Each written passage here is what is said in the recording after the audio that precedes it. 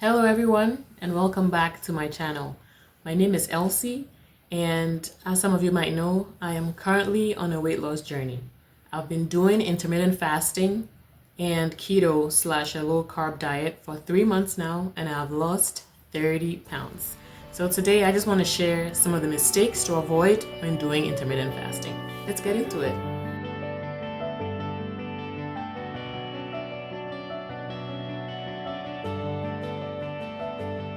Mistake number 1, doing too much too soon. Think of intermittent fasting like a muscle. When you want to build muscle or when you start going to the gym, you don't just develop muscles overnight, right? It takes time. It's something that you need to keep doing. It's the same thing with intermittent fasting. You want to give your body time to ease into it. You want to give your body time to adapt to eating that way within a certain window. So I would advise you not to just jump straight into it, right? You can start with something like just limiting your meals to a 12-hour window and then go to like an 8-hour window, a 6-hour window, and then you can make your way towards eating 1 meal a day. That's exactly what I am doing and it's been working for me so far. But I don't think it's a good idea to just jump head on. You want to take your time and give your body time to adapt to this method of eating. To lose a significant amount of weight, you need to be consistent and you need to use a method that is sustainable.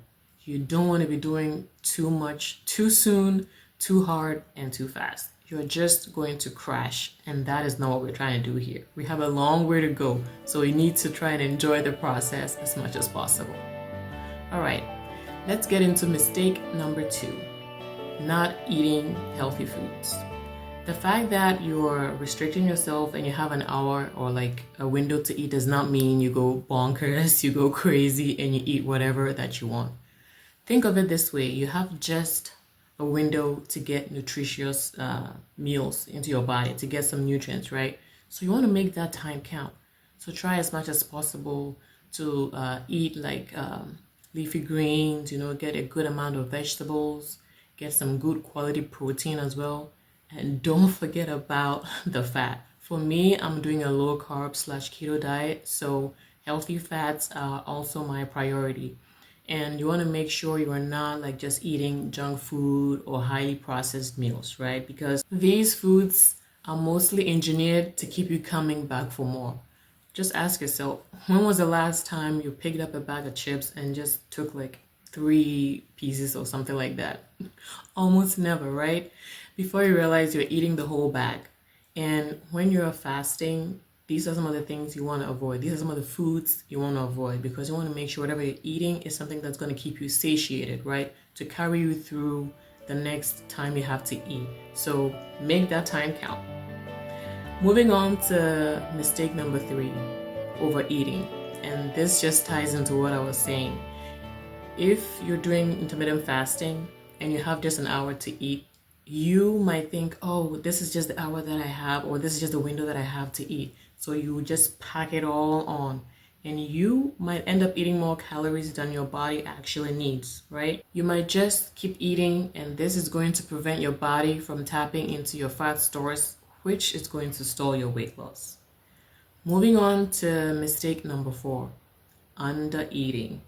So when you don't give your body the right amount of nutrients or the right amount of food, you are basically starving yourself. And that is not what we're trying to do. Because anytime you try to do that, you're actually putting your body in survival mode, right? So your body is actually going to hold on to the fat, thinking that, oh my God, there's something going on here. There's not enough food entering my system. I don't have a lot of energy.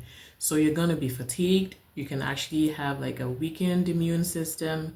You're going to be dizzy, nauseous. You are going to be miserable.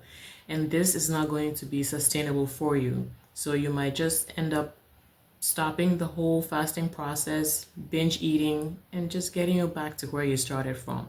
So always make sure you're actually eating a good amount of food, but make sure it's nutrient dense. Moving on to mistake number 5, not eating enough protein. I can't hammer on this point enough. The last thing you want to do when you're fasting is slow your metabolism, create muscle loss, and increased cravings. So you want to make sure you always have good quality protein as part of your meals when you're fasting. Mistake number 6, not staying hydrated. I really, really love this one because if you do this wrong, you're going to be miserable. Whenever you're eating less, you mostly tend to also drink less water, right? So you're not staying hydrated. And this could lead you in the wrong path because without water, you're going to be fatigued, you're going to be dizzy, you're going to be nauseous, right? And we actually need water when we're fasting as well because we want to support the body's natural metabolic waste removal process. And we want to avoid constipation. So as much as possible, always make sure you're staying hydrated, right? You can just drink your normal water. You can put lemon or some fruits in your water just to spice it up. But no matter what, always make sure you're drinking your water and don't forget about the electrolytes. That's also really key. Mistake number 7, not managing stress and not sleeping enough. I'm putting this together because I feel like they go hand in hand, right? The last thing you want to do when you're on a weight loss journey is not manage your stress. If your cortisol levels are high, your blood sugar level is going to be high. If your blood sugar level is high, you're going to have high insulin. And high insulin means your body is holding on to the fat and you're not going to lose fat. The whole purpose of this is we're trying to lose fat. We're trying to lose weight. So as much as possible, try to manage your stress, right? There are things that you can do if you like going for walks, you like exercising, you like doing yoga, meditation, whatever it is, try to manage your stress. And the body kind of lets us know when we are stressed out, right? As you can see here, I'm a little bit stressed out with my face breaking out. That's your sign to like slow down, make sure you're getting enough sleep, and just try to manage your stress as much as possible. So it's a learning process. Just throughout the whole process, learn to listen to your body and give your body what it needs. Our bodies are awesome. And if we just really take the time to like get in tune with our body, normally our body lets us know what it needs and what it does not. So make sure you're always listening to your body. Another mistake that a lot of people do when they're doing intermittent fasting is they inadvertently break their fast by drinking calories during their fasting window. So when people are fasting, they like to drink like black tea or black coffee, but you gotta keep it that way. Anytime you add any form of creamer, which has calories, you are breaking your fast. The whole point is we're trying to extend our fasting window. We're trying to keep insulin low so we can tap into our fat stores. So don't make the mistake of inadvertently drinking your calories. Make sure your fasting window counts. Most keto dieters like to do bulletproof coffees, right? Where they add butter or ghee to their coffee or their tea. But if you're doing intermittent fasting, you don't want to be doing this because those are calories and those are going to break your fast. So make sure you keep it clean when doing intermittent fasting. Mistake number 9, not planning ahead. When I say not planning ahead, I don't necessarily mean meal prepping, right? All I'm trying to say is have an idea of what you're going to eat before your fasting window is over. Because most of the time, when it's about to hit your window, you're kind of hungry, right? Especially if you're new to this. So you want to make sure you have the right meals ready for you to eat, right? So just have an idea of what you want to eat. Just kind of think about it just so you're not reaching for unhealthy stuff or stuff that's going to put you in like a hunger cycle or binge eating. We want to avoid all that. So just kind of think a little bit ahead of what you want to eat so it's easier once you hit your eating window. The last point I'm going to talk about for this video is quitting because you fell off your schedule.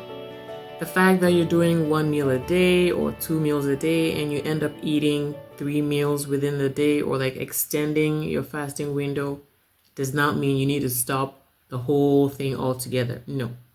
We're all human.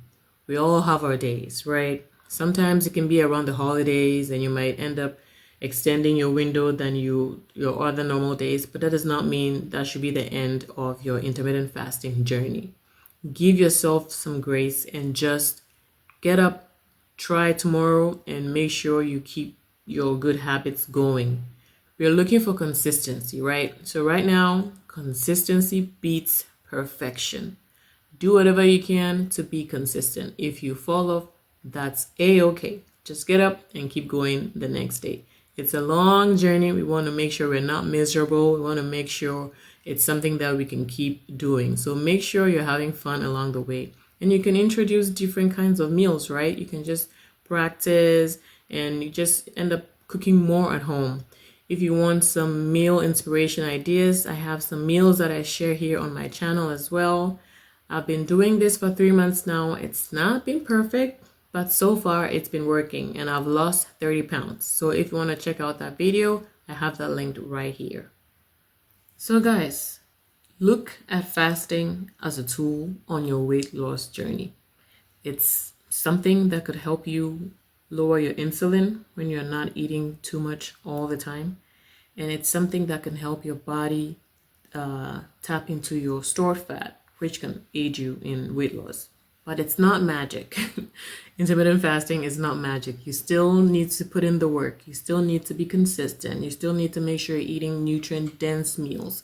You still need to make sure you're managing your stress. And you still need to make sure whatever you're doing, you're having fun, because that is what is going to keep you going.